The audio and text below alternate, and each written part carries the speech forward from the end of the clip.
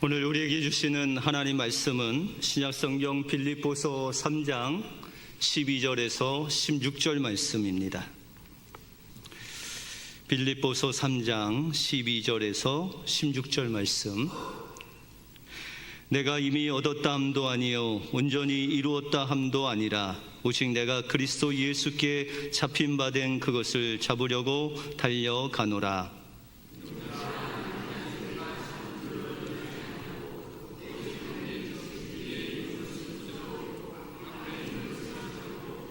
표대를 향하여 그리스도 예수 안에서 하나님이 위에서 부르신 부름의 상을 위하여 달려가노라.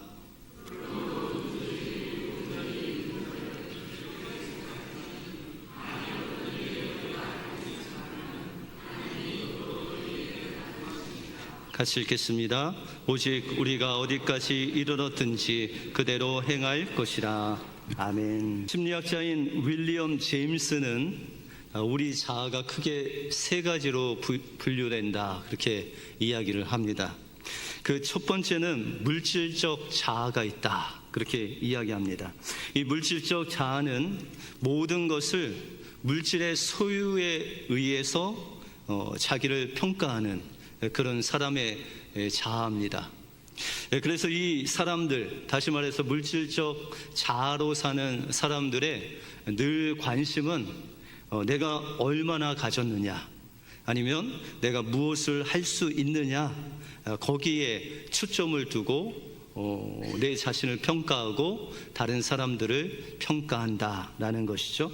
이런 사람들은 외모에도 아주 중요하게 여깁니다. 그래서 얼마나 잘생겼느냐, 쉽게 얘기하면 얼마나 얼짱이냐, 아니면 몸짱이냐, 이런 것이 그의 삶 속에서 중요한 판단 가치다라는 것이죠. 그러나 내가 가진 돈이 없다고 해도, 내가 나이가 늙었다고 해도 내 자신이 아닌 것은 아니죠. 다시 말해서 내가 소유가 없고 내가 몸짱이 아니고 내가 나이가 있어도 나는 나다라는 것입니다. 그러므로 이 물질적인 자아라는 것은 진정한 내가 아니다라는 것이죠. 두 번째로는 사회적 자아가 있습니다.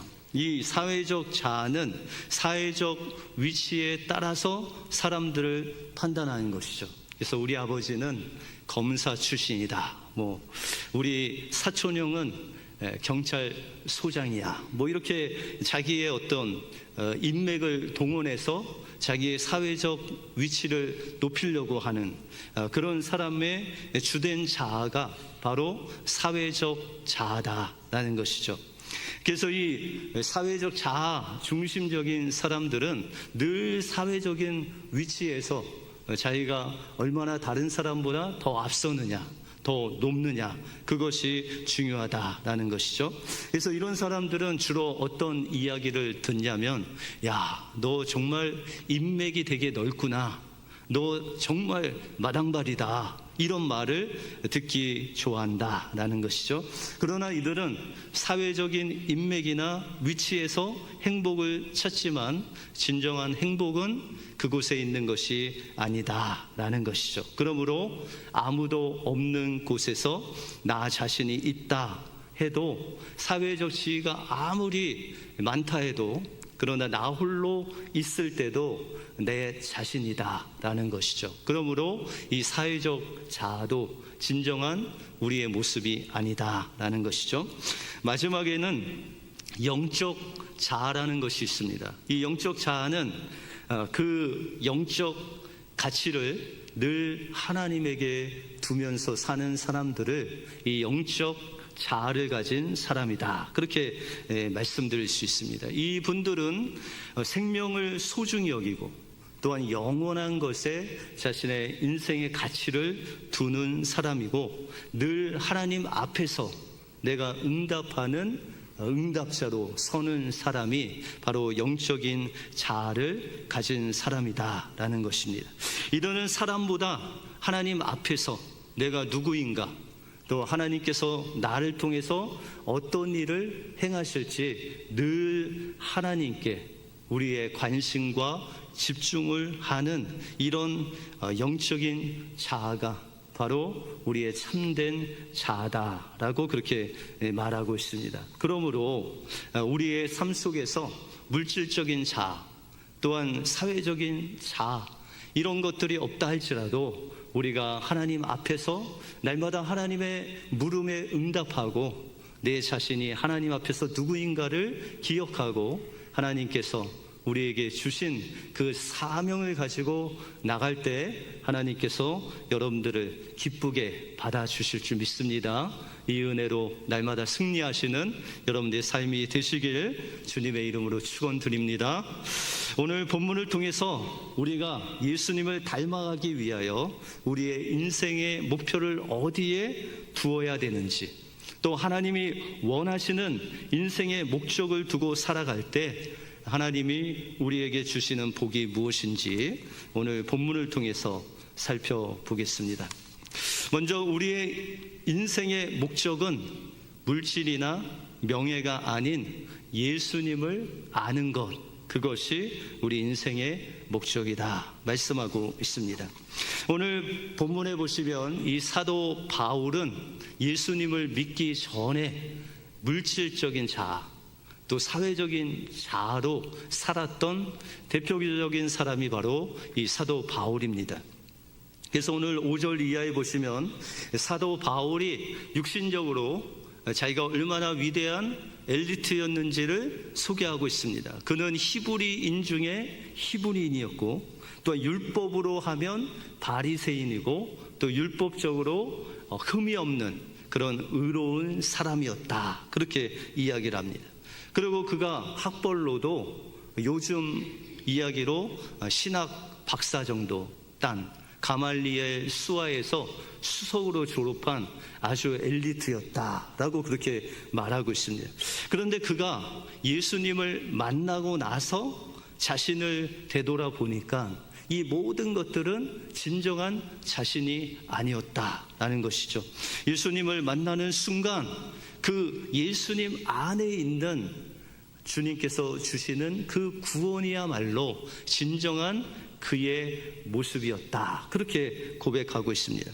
그리고 나서 그는 예수님을 만난 후에 자신이 추구했던 물질적인 것들, 또 사회적인 힘과 지식과 자신을 드러내는 모든 것을 그가 내려놓고 이제 예수님을 향한 진정한 인생의 목적이 생겼다라는 것이죠. 그 인생의 목적은 바로 예수님을 닮아가는 것, 그것이 이 사도 바울의 인생의 목적이 되었다라는 것이죠. 예수님을 닮아가기 위해서 이 사도 바울은 예수님을 알아가는 것, 그것이 바로 예수님을 닮아가는 것이라는 것을 깨닫게 됩니다. 그리고 그가 예수님을 알기 위한 두 가지 방법을 찾게 됩니다. 첫 번째 보시면 오늘 10절에 보시면 내가 그리스도와 그 부활의 권능과 그 고난의 참여함을 알고자 하여 그의 죽으심을 본받아라고 이렇게 말하고 있습니다. 사도 바울이 이제 예수님을 믿고 나니까 진정한 인생의 목적은 예수님을 아는 것이다 라는 것이죠.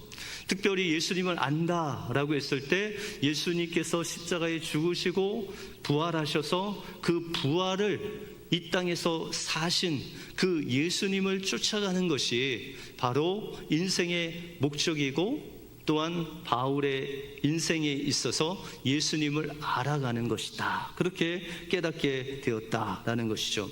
여러분들 예수님을 안다라고 했을 때 예수님이 어디서 태어나셨죠? 예수님이 태어난 곳, 예? 기억이 안 나세요? 예, 베들레헴. 예. 예수님은 어디서 성장하셨어요? 그 지역이?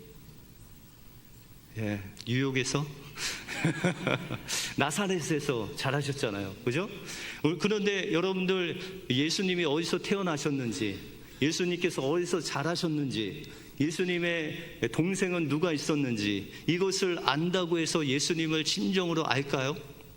여러분들을 알려면 여러분들의 이름을 알고, 여러분들이 어디서 사시는 걸 알고, 또 여러분들 식구가 몇 명인 거는 알면 정말 여러분들을 제가 아는 걸까요? 그렇지 않죠. 여러분들, 사도 바울이 그 얘기를 하고 있습니다. 내가 예수 그리스도의 십자가와 그 부활을 따라가면서 그것을 경험하는 것, 그것이 주님을 안다는 것입니다. 여러분들, 우리가 십자가를 알죠? 예수님이 3일 만에 부활하신 거 알잖아요. 지식적으로 아는데 그것을 우리의 몸소 체험하는, 그 십자가를 체험할 때가 오죠.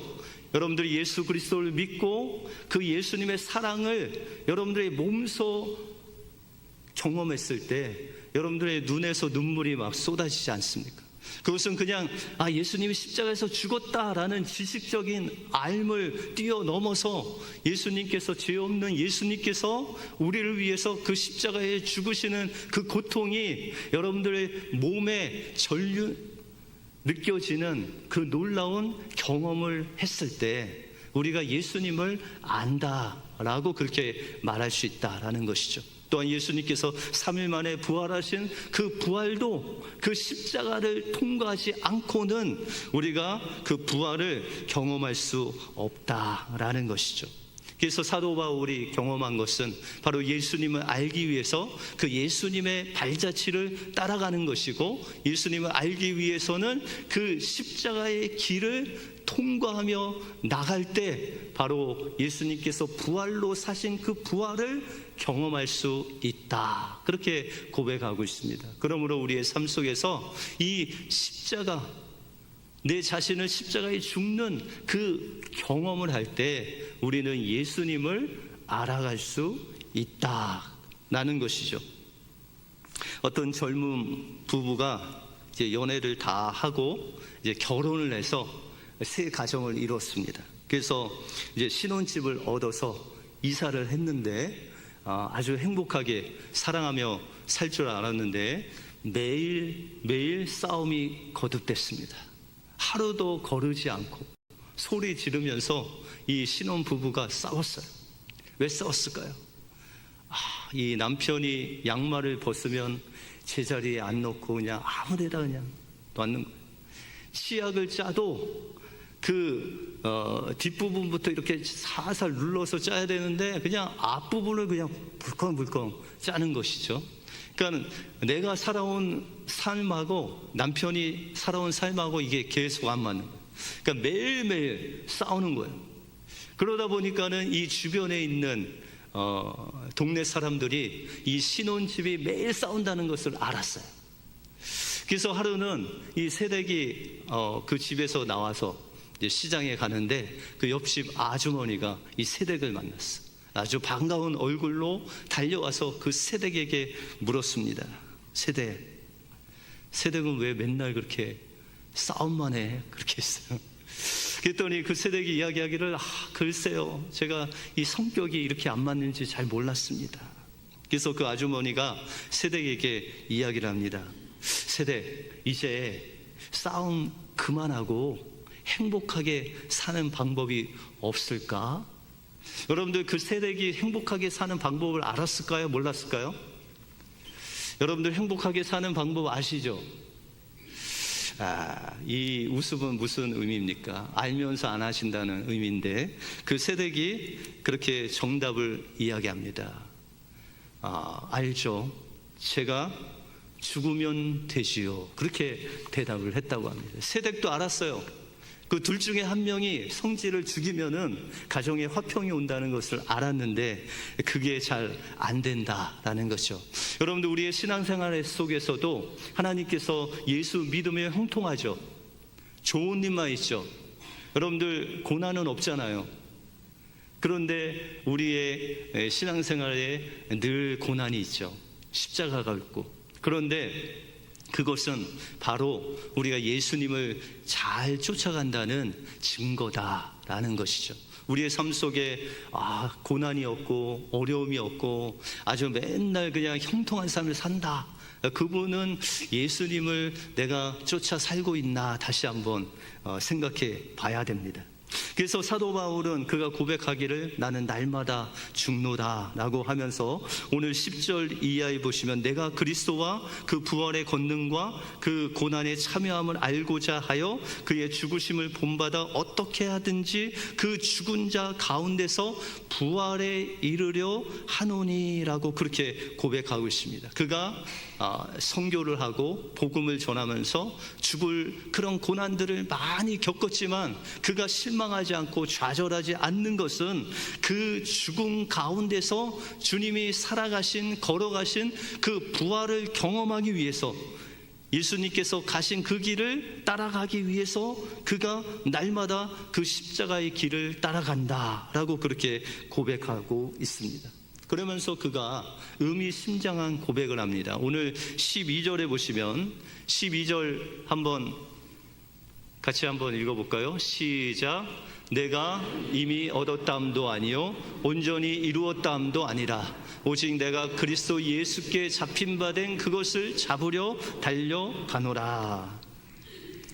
이 사도 바울이 예수님을 믿고 어떤 인생의 목적이 생겼냐면 바로 예수께 잡힌 바 된 그것을 잡으려고 달려간다, 그렇게 말씀하고 있습니다. 여러분들 예수 믿기 전하고 예수 믿든 후하고 여러분의 인생의 목적이 바뀌었죠.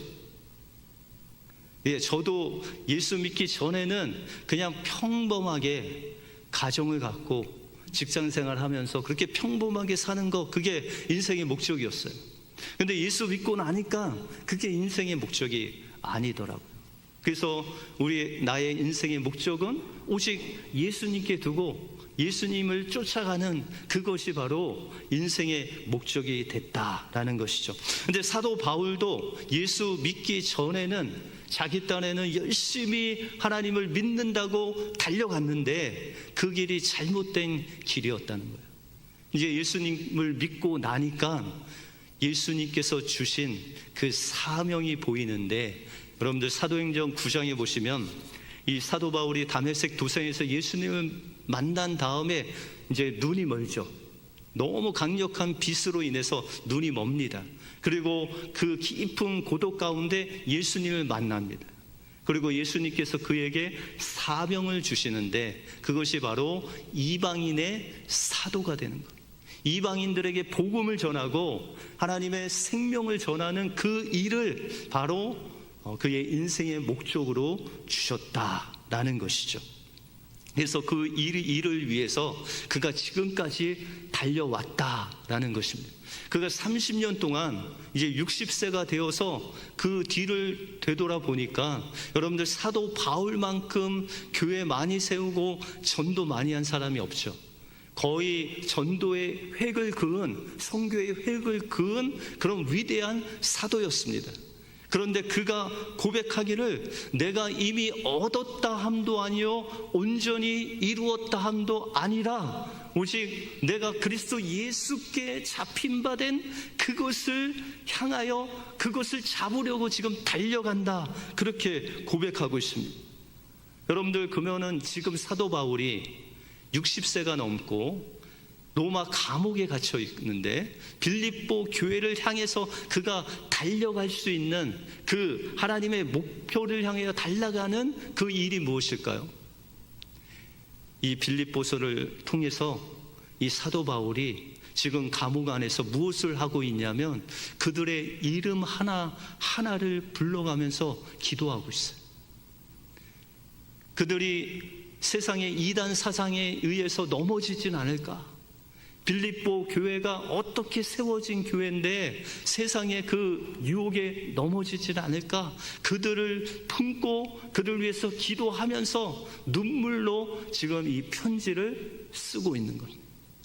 다시 말해서 하나님께서 그에게 주신 이방인의 사도의 그 사명을 감당하기 위해서 지금도 교회를 향해서 그 빌립보 성도들 향해서 눈물로 기도와 또한 하나님의 복음을 그들에게 전하고 있다라는 것입니다. 아직도 지금도 주님 앞에서 몸은 비록 감옥에 있었지만 주님께서 주신 사명을 해서 달려가고 있는 사도 바울의 그 모습을 우리가 볼 수 있다라는 것입니다. 여러분들 인생의 성공은 무엇일까요?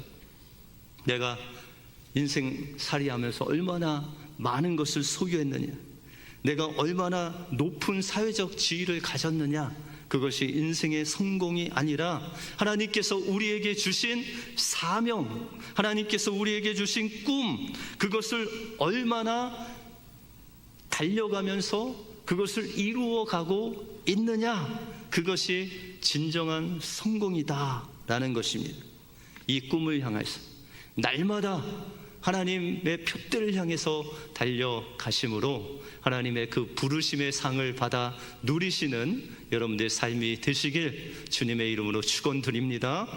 그러면 우리는 어떻게 예수님을 알고 예수님을 닮아갈 수 있겠습니까? 그 방법은 주님께서 주신 표대를 향하여 과거의 것을 잊어버리고 부르심의 상을 향해서 앞으로 전진하는 것, 그것이 바로 주님을 닮아가는 삶이라고 말씀하고 있습니다. 사도 바울은 부활하신 예수님을 닮아가기 위해서 먼저 과거의 것을 다 내려놓습니다. 오늘 13절에 보시면 형제들아 나는 아직 내가 잡은 줄로 여기지 아니하고 오직 한 일 즉 뒤에 있는 것은 잊어버리고 앞에 있는 것을 잡으려고 한다, 그렇게 말씀하시죠. 바로 그가 한 일이 있는데 그것이 무엇이냐면 과거에 있는 모든 것들을 잊어버리는 것이다, 그렇게 말씀하고 있습니다. 여러분들 우리 성도님들 중에는 보통 이 자신에 대해서 이야기할 때 제일 많이 이야기하는 게 뭘까요? 내가 왕년에 어떻게 됐어요? 잘 나갔다라는 것이죠. 내가 왕년에는 이렇게 살았다, 뭐 신앙생활을 이렇게 했고 세상 이렇게 했고 또 한국에서는 내가 잘 나가셨다. 예. 그래서 여기 계신 분들이 잘 나가지 못한 분들은 한 명도 없죠. 제가 이민 오신 분들 중에 과거에 잘 나가지 않는 분은 한 명도 못 봤습니다. 잘 나가셨어요. 그런데 사도 바울은 이야기하기를 그 과거를 다 잊어버려라, 다 내려놔라, 왕년에 했던 거 다 내려놔라, 왕년에 내가 봉사했던 거 다 내려놓으라고 그렇게 말씀하고 있습니다. 여러분들 과거에 주님을 믿었을 때 그 첫사랑, 그 뜨거운 사랑, 그 열정, 그런데 지금은 어떠냐라는 거예요. 주님께서는 가장 중요한 것은 과거를 잊어버리고 지금 주님께서 주신 그 표대를 향해서 달려가는, 다시 말해서 종말을 향해서 하나님께서 주님께서 재림하시는 그날에 내가 주님을 만날 것인데 그 주님을 향해서 지금 어떻게 달려가고 있느냐, 지금 현재 달려가고 있는 것이 중요하다라는 것입니다. 그런데 우리는 때때로 과거의 것으로 인해서 과거의 자랑으로, 과거의 아픔으로, 과거의 슬픈 추억으로 인해서 과거에 붙잡힌 바 되어서 앞으로 나가지 못할 때가 있다는 것이죠. 그런데 사도 바울은 과거의 것을 다 잊어버리고 이제 주님께서 우리에게 준 그 표대를 향해서, 주님을 향해서 주님만 바라보고 지금 전력 질주를 하라라고 그렇게 말씀하고 있습니다. 미국 테네시 주에 어머니는 몸을 파는 분이고 아버지는 누군지 모르는 소년이 한 명 있었습니다.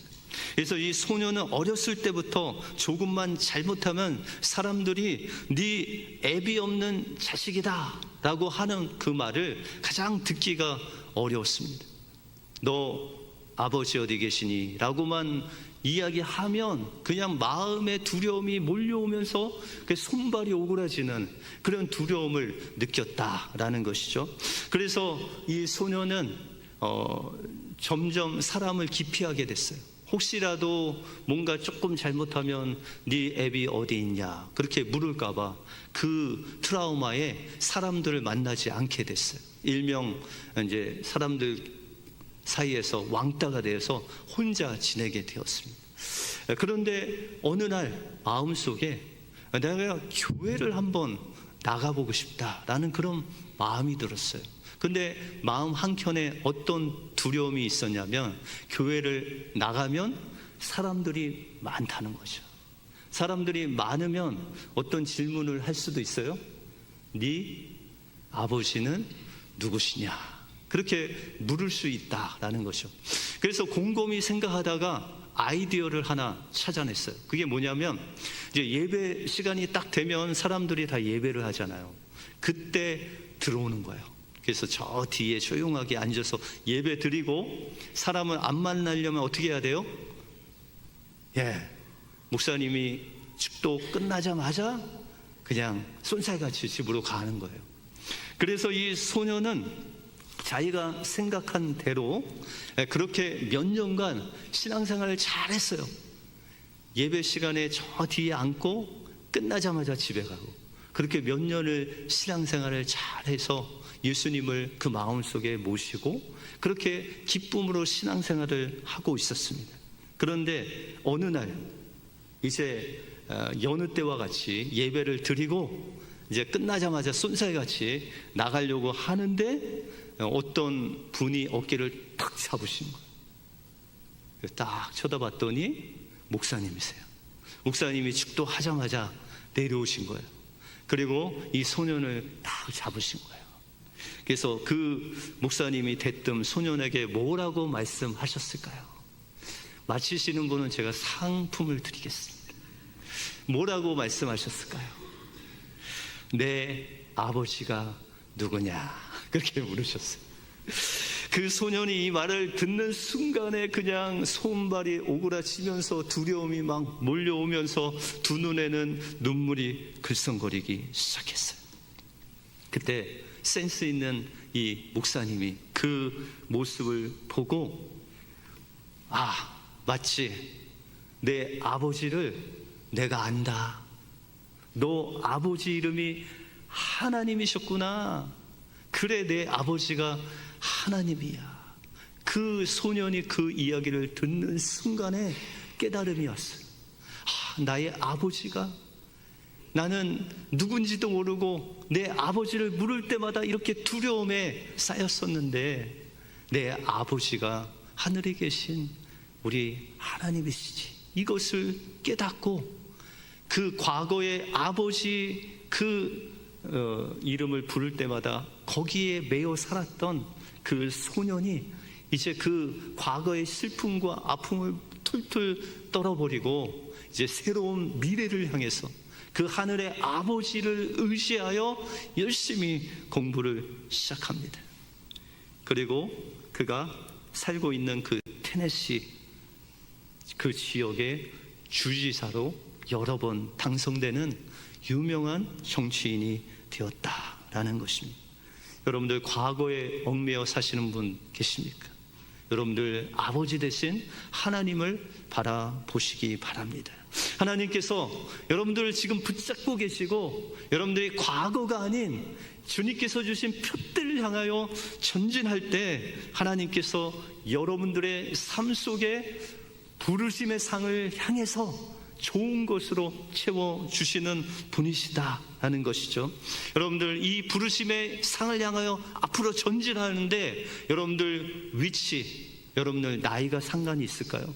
오늘 16절에 보시면 오직 우리가 어디까지 이르렀든지 그대로 할 것이니라 라고 이렇게 말씀하고 있습니다. 이 말씀은 뭐냐면, 우리가 나이가 많든지 적든지, 우리가 가진 것이 많든지 적든지, 내가 은퇴를 했든지 안 했든지, 내가 과거에 봉사를 많이 했든지 적게 했든지 상관없이 여러분들 그 자리에서, 여러분들 그 나이에, 그 직분 가진 그 현장에서 하나님께서 여러분들에게 주신 그 부름의 상을 향해서 달려가야 된다는 거예요.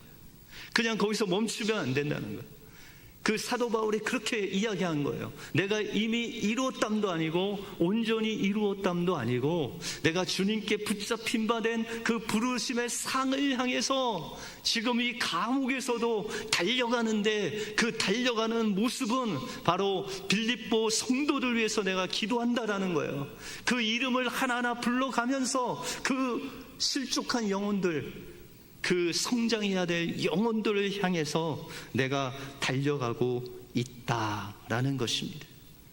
여러분들, 바울만 주님이 붙잡으실까요? 여러분들, 바울에게만 사명을 주셨을까요? 그렇지 않습니다. 여러분들 한 사람 한 사람 부르실 때 주님께서 여러분들에게 사명을 주셨어요. 그 영혼을 위해서 기도하고 영혼을 주님께로 인도하고 또한 내 자신이 그 십자가의 길을 따라감으로 예수님을 닮아가는 그 부르심의 상, 그 사명을 우리에게 주셨습니다. 예수님을 기쁘게 하기 위해서는 여러분들의 과거의 상처, 과거의 아픔, 과거의 실수에 묶여있지 않고 내 나이에 얽매이지 않고 이만하면 됐다가 아니라 과거를 잊어버리고 지금 이 순간 하나님께서 여러분들에게 향한 그 부르심의 상을 향해서 달려가시기 바랍니다. 그 주님을 향해서 달려가시기 바랍니다. 그때 주님이 오시는 그날에 여러분들이 작은 예수가 되어서 주님께서 주시는 그 부름의 상인 영원한 생명의 면류관을 받아 누릴 줄 믿습니다. 이 은혜로 한 주간 승리하시는 여러분들의 삶이 되시길 주님의 이름으로 축원드립니다. 기도하겠습니다. 하나님, 감사합니다. 오늘 말씀을 통해서 사도 바울이 그의 나이 60세가 넘어서 감옥에 갇힌 그런 상황 속에서도 그가 엄청난 선교의 역사를 이루었지만 거기에 만족하지 않고 과거를 뒤로하고 주님께서 주신 그 부름의 상을 향해서, 표대를 향해서 달려갔던 사도 바울과 같이 우리 은혜교회 모든 성도들이 하나님께서 주신 그 부름의 상을 향하여, 표대를 향하여 날마다 전진함으로 인해서 주님이 오시는 그날의 생명의 면류관을 받아 누리는 복된 심령들 되게 하여 주시옵소서. 모든 것 주님께 감사드리오며 예수 그리스도 이름으로 기도하옵나이다. 아멘.